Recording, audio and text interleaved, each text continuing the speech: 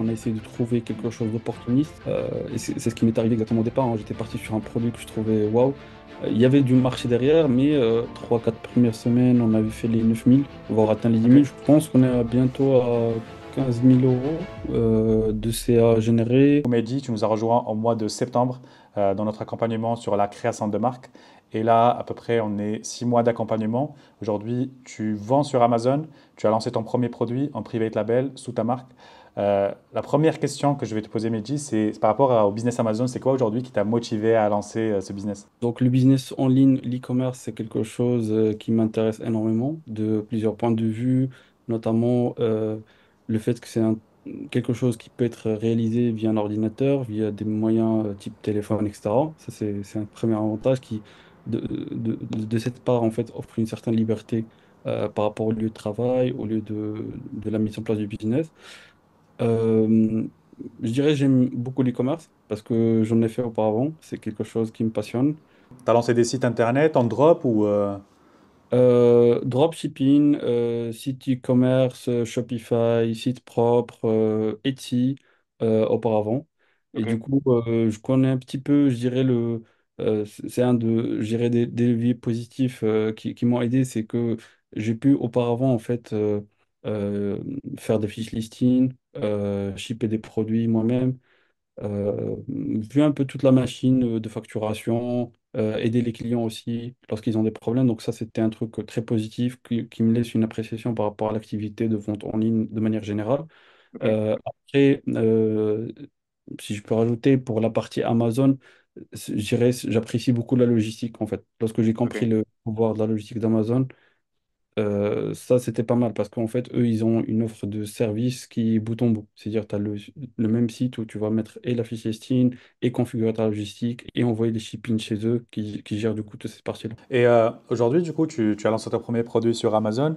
Comment ça s'est passé cette aventure-là? Parce que tu as mis du budget, tu as lancé un stock, il y a un travail au préalable, et il y a plusieurs mois aussi de travail, parce que là, après notre accompagnement, ça a duré à peu près 3 4 mois après on a lancé le produit.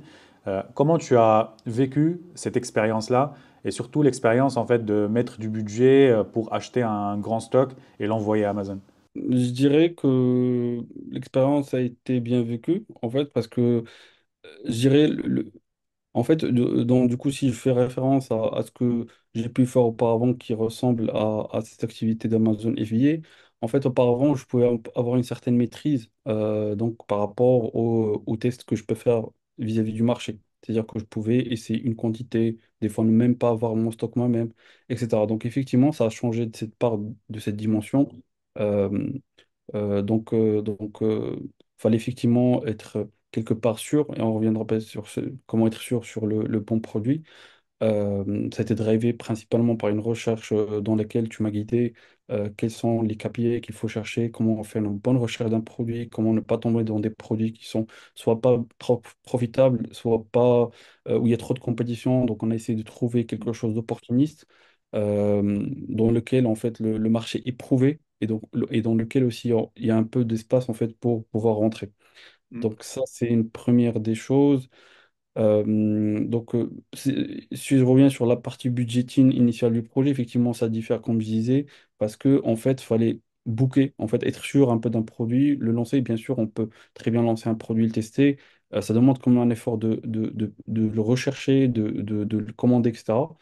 Donc voilà, je pense que l'incertitude vis-à-vis du lancement du projet, je pense que c'est quelque chose que je connaissais pas beaucoup. Donc ton apport était très très crucial par rapport à ça, où tu Mm. m'as aiguillé sur soit l'utilisation par exemple des Liom 10 que je connaissais pas, donc pour définir les bons critères de recherche de ce produit, mais aussi sur certains aspects, notamment calcul de la rentabilité qu'il faut avoir comme réflexe en fait durant cette recherche.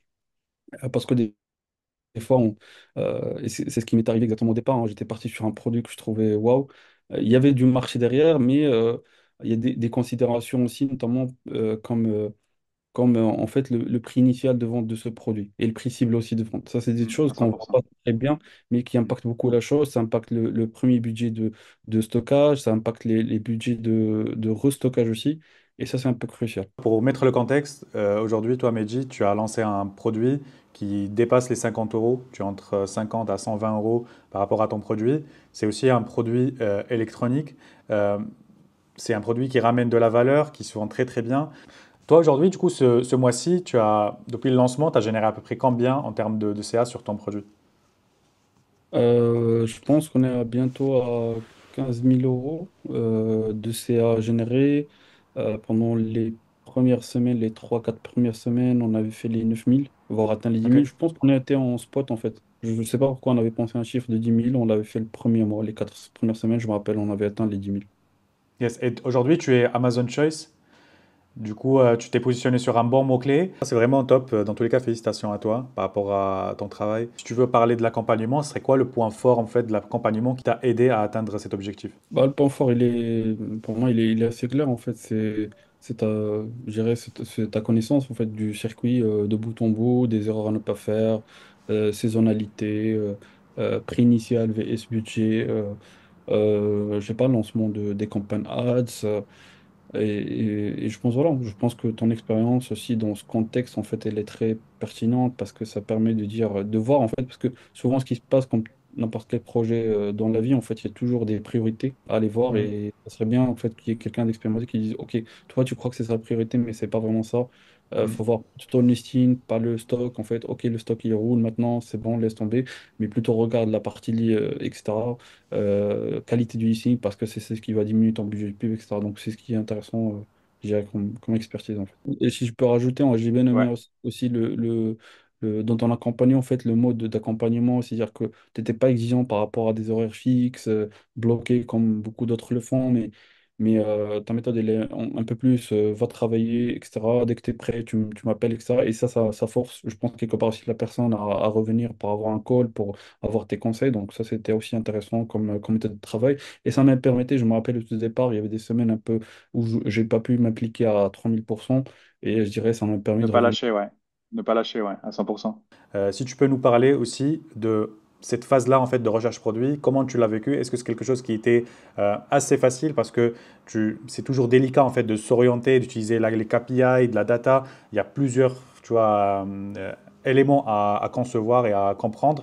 Du coup, comment tu as vécu cette phase-là? Effectivement, il y a un peu de. Je m'oriente un peu vers le produit dans lequel je me sens à l'aise. Mhm. Parce que je suis convaincu que ça peut être un atout majeur en fait pour me distinguer sur cette niche ou avoir une meilleure compréhension de ce que les autres vendent. Donc c'est ce que quelque part j'ai fait dans mes deux itérations. Pour rappeler peut-être que la deuxième itération de recherche de produits, c'est elle sur laquelle on était parti après tes conseils. Mais j'avais fait Ok. une toute première dans laquelle bah, le produit, je l'aimais bien, il répondait bien, je veux dire, à mes attentes et aussi Aux au exigences. marché, des Mhm. KPI existantes. Euh, je pense que la recherche du marché, en fait, ensemble, finalement, en fait, j'avais pris un produit qui est effectivement dans cette thématique électronique, mais en fait, j'ai pu le trouver à travers Helium 10, en fait. Je me suis Mhm. limite pas embêté plus sur le deuxième produit que le premier. Et en fait, je me suis vraiment reposé, en fait, j'ai suivi tes conseils par rapport à ça. Et j'ai fait des filtrages via Helium 10. J'ai Mhm. eu des produits qui marchaient bien. Euh, Ça me plaisait. Après, j'ai commencé à creuser. Le prix matchait bien. Et du coup, c'était un peu mieux que la première fois où j'avais pris juste un produit qui me plaisait, mais finalement, plusieurs autres indicateurs étaient un peu au rouge parce que je pouvais ni Mhm. faire un premier stock initialement, ni peut-être soutenir les différents restocks cruciaux au lancement du projet. Et du coup, tu achètes en stock, tu l'envoies à Amazon. Comment ça se passe côté lancement du coup? Bien sûr, on a mis en place toute une stratégie de lancement. Comment tu as vécu les premiers jours en fait de lancement? Parce que là, ça fait à peu près combien de temps que tu vends ton produit? Là, ça fait à peu près un mois et demi. On a commencé en février, effectivement. Je peux considérer que c'est le deuxième mois parce que j'ai eu une petite semaine d'interruption. J'entends ta question sur la partie vécue. Bon, je pense que vu que j'ai déjà fait des ventes par avant, en fait, j'ai pas cet effet un peu waouh, c'est ma première vente, c'est ma dixième. Moi, je m'attends à ce qu'il y ait une, puis 10, puis 100. Et surtout, j'avais un peu, je mettais un peu attention à contrôler en fait les bénéfices, de contrôler les budgets de pub, etc. Donc ça, c'est un peu dû à l'expérience d'avant, mais je pense rien. C'est un peu aussi ce que tu m'avais expliqué, sur lequel tu m'as aiguillé, même par exemple par rapport à la pub. En fait, c'était un peu technique. J'avais déjà fait d'autres moyens de pub, type Facebook Ads ou autre, mais Amazon Hmm. PPC était nouveau pour moi. Donc, le fait que tu me guides dans le lancement en fait, des campagnes, mais aussi quels critères revoir, comment ajouter un mot-clé, lequel négativer, lequel garder, sur quels critères, ça c'était intéressant. Et tu pensais que tu allais vendre dès la première semaine ou tu pensais que ça allait ramer un peu plus Je t'avoue que je n'en savais rien, mais je faisais confiance à ton leadership sur ce sujet, vu que toi-même tu fais des listings. Je me suis dit, bah, faisons-le et après on verra. De toute façon, il y a toujours, de toute façon, il faut toujours se dire en fait que effectivement, il y a un mythe en fait dans l'e-commerce de manière générale que j'ai vu, j'entends toujours dans les commentaires, dans les échanges vidéo, etc. Les gens disent, ouais, mais le marché il est saturé, il y a trop de choses, il y a trop de trucs. En fait, il y a toujours des parts de marché à aller chercher, il faut juste savoir comment. 100%, ouais. Voilà, si un conseil, ça serait ça. Et voilà, il faut vraiment savoir en fait ce qu'on fait, c'est tout. Savoir quel KPI voir, comment se différencier. C'est la force aussi d'Amazon derrière, c'est que tu as déjà en fait un... Parce que ça, tu peux pas l'avoir en fait avec, en faisant du dropshipping ou autre. Tu sais pas est-ce que le produit il va se vendre à 100% ou pas. Là, en fait, sur Amazon, on a déjà des KPI. Tu les regardes. Bah, en fait, s'ils sont bons, si tu respectes, tu as des critères qu'on a mis en place, bah, derrière, ton produit il va se vendre à 100% parce que tu as un marché qui rapporte de l'argent, qui se vend, il y a de la demande, il y a un bon volume de recherche. Bah, là, il faut juste tu vois, rapporter ton marketing, ton produit qui va être beaucoup plus qualitatif. C'est ça aussi qui fait la grande différence, parce que sinon tu auras voilà, que des commentaires négatifs, et après de savoir en fait comment se positionner sur le marché et de se développer petit à petit. Il faut pas s'arrêter en fait à un seul produit. Et effectivement, ouais, ouais. Effectivement, tu avais beaucoup aussi insisté sur un point que j'ai suivi bêtement, c'est la qualité. Donc, depuis le départ, tu m'avais invité en fait à faire passer de l'inspection au fournisseur. Au départ, je comprenais pas pourquoi. Je me dis, mais le fournisseur. Mais effectivement, je me dis aussi comment faire confiance au fournisseur qui va dire, ouais, tous les items sont là. Mais parce qu'il y a aussi un truc, c'est que quelque part, avec ce type de business, vu qu'on gère même pas la logistique, en fait, on ne va pas passer les produits. Donc, en fait, il faut avoir une certaine assurance qualité sur le fait que tes produits sont bons et le fait même qu'on ait invité un fournisseur à passer même de manière un Mm. peu numéraire et grossière en fait de compter les produits, de voir est-ce que tous les accessoires sur un sous-échantillon de vingtaine de produits sont bien. Je pense que ça a fait Mm. un peu la pression aux fournisseurs de... À 100%. Mm. Mais aujourd'hui sur le marché, en fait il y a plus d'amateurisme. Toi, en termes de conseils, tu donneras quoi comme conseil à quelqu'un qui hésite en fait à se lancer sur Amazon? Bah, franchement, je vois pas d'où peut venir l'hésitation. Pourquoi je dis ça? Parce que pour moi, s'il veut se lancer déjà sur Amazon, c'est une bonne chose parce qu'il a une bonne raison de réfléchir à se lancer. Déjà, il a franchi plusieurs étapes. C'est-à-dire, peut-être il souhaite un complément de revenus, il souhaite monter un business, devenir entrepreneur. Donc, c'est déjà une bonne chose.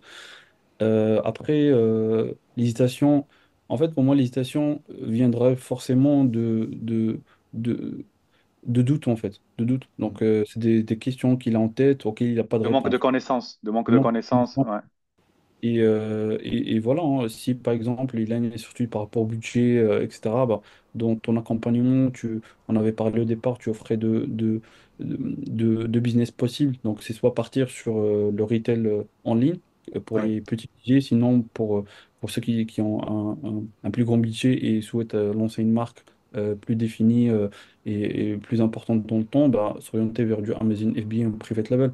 Et du coup, il y a cette partie budgétaire. Après, ensuite, je pense que, effectivement, moi-même, j'avais des incertitudes, notamment diverses et variées, que ce soit sur la partie pub, que ce soit sur la partie listing, différenciation, choix du produit ou erreur à ne pas faire. Donc ça m'a conforté de savoir que tu es là pour répondre toujours à mes WhatsApp, où je t'embêtais sur compte les audios, rendu. Donc, les audios. et Yes. je dirais que mentalement, en fait, je savais ce que je voulais faire, quelque part. C'est-à-dire, j'avais des hésitations, etc., mais je savais que je souhaitais construire un business pérenne dans le temps. Je savais que la Mm. formation peut coûter de l'argent, donc j'ai pas essayé de chipoter, etc. Donc, je suis allé à fond. Moi, comment déjà je t'avais découvert, j'étais sur Instagram.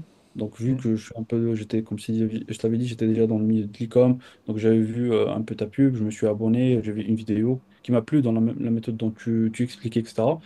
Et je pense pas plus tard que plusieurs heures plus tard, en fait, je t'avais contacté, si tu te rappelles, et je t'ai dit, et tu m'avais proposé l'accompagnement. On avait discuté une trentaine de minutes et ton approche m'avait plu, en tout cas sur les Mm. questions que tu avais posées, sur les questions aussi auxquelles tu avais répondu, sur qu'est-ce que tu pourrais m'apporter comme expertise, etc.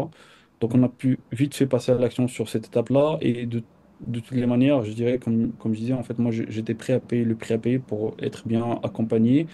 Et ce que je peux rajouter, c'est que effectivement, la formation, en fait, moi-même, je regarde des choses, même tout à l'heure, on parlait de certaines conclusions d'un YouTuber, mais le problème de ça, je trouve, c'est qu'en fait, il y a trop d'avis aussi. Il faut faire attention Mhm. à ça parce qu'il y a trop d'avis sur Internet. Ça manque de profondeur et c'est du cas par cas, quoi.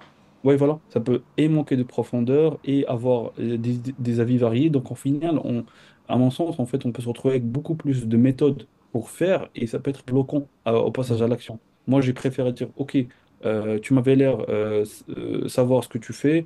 On avait discuté un peu au départ des business, des produits que tu fais toi-même, en fait, et ça m'avait convaincu que de ta connaissance du métier. Je me suis dit, allons-y, choisissons la méthode Omar et Du coup, c'est un peu la dernière question. Est-ce qu'aujourd'hui, tu es satisfait de l'accompagnement qu'on a fait ensemble? ah, très bien, très bien.